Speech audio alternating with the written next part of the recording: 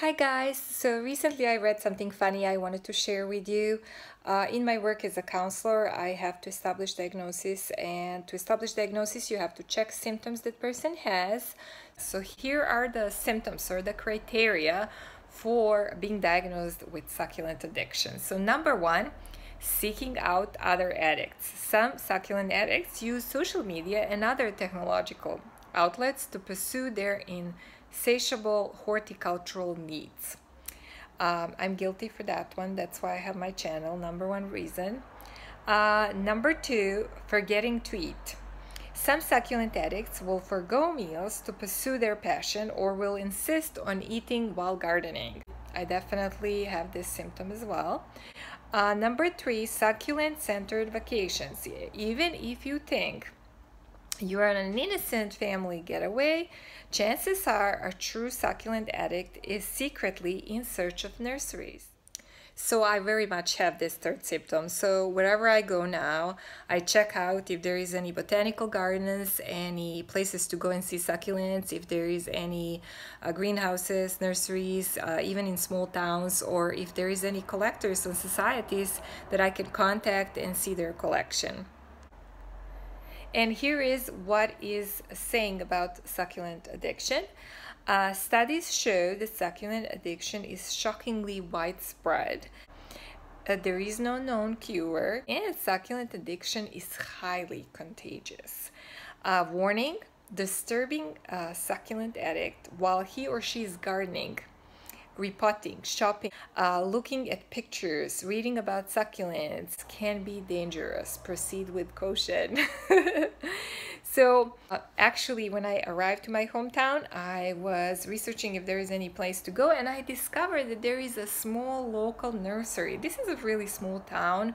I was really surprised. It's more like a house with temporary greenhouses that you build in spring that are not really used during the winter. And I wanted to show you what they have there. So let's go and check it out. As you can see, it's just a house, garden with some rooms that were kind of transformed into flower place, flower greenhouse. And this is where they have succulents, and they were not in the best shape. Last year I bought baby's necklace, Crassula here, but this year I think that a lot of them are etiolated, just needing a little more care and sun and more water. As you can see here, it's the same one as mine, and mine is much better shape. So you have some jade plants, a lot of Stapelia, Huernia family plants. Here's one pretty echeveria, I think Polydonis, needs some cleaning up.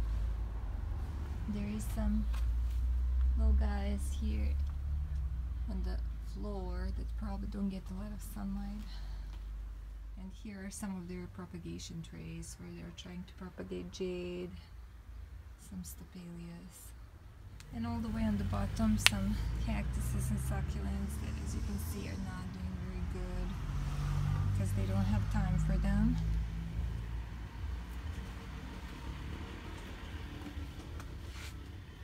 Some more on this side.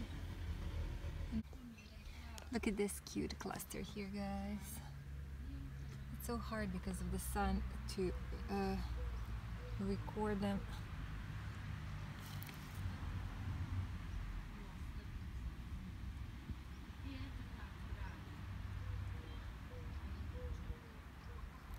I hope you're gonna be able to see what an amazing variety and colors.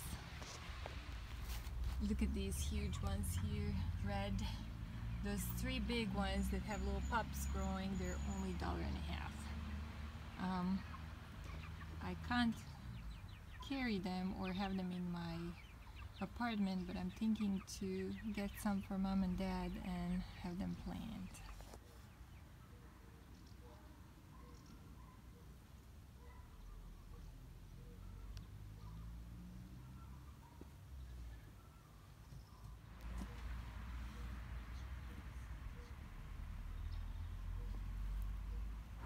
I'm back to the apartment in Serbia. I'm currently on terrace, and I wanted to show you what plants I bought from the local nursery. So these are the hens and chicks that I chose. They're just so pretty. It was so hard to decide, so many choices. This beautiful cluster of green, a little bit smaller rosettes with dark purple reddish edges on the leaves is only $1. What a great cluster. And I think it's going to look beautiful in combination with stones and a few other different hens and chicks. So I chose something that's very different than this variety. So I have this very like dark reddish purple color and very large rosettes. They actually get much larger, and that was also $1. And this one here that has few pops, like a little red tips on the top of leaves, really pretty. And then here I have a sedum that I fell in love with. It's like an icy blue color with a really pretty bright yellow blooms, and I thought that's gonna look really nice in my parents' garden. So they don't still know that I'm gonna give them this. I hope they're gonna like it. Sorry guys for the noise from the road and from the traffic. So just to share something funny with you before the end of this video, when I was visiting nursery today, I talked to the owner and I told him about some of the problems that plants have that have stretched out due to lack of light, and some that need to be propagated, and what are their names. And I asked him if he needed some help. Maybe I can come sometimes for a few hours. And he said, well, you know, we're so busy with the outdoor plants right now, we're not accomplishing and dealing with the succulents. So if you could start working just with succulents, you can start on Monday and I'm gonna pay you the same as the rest of the workers. So I got the job. And I ended up telling him that I'm leaving, so back to United States. But I would be happy to sometimes come by and help him figure out what he can do with some of the succulent plants. So thank you guys for watching. I hope you enjoyed seeing this little nursery in my hometown and seeing beautiful plants that I got for my parents. See you in the next video.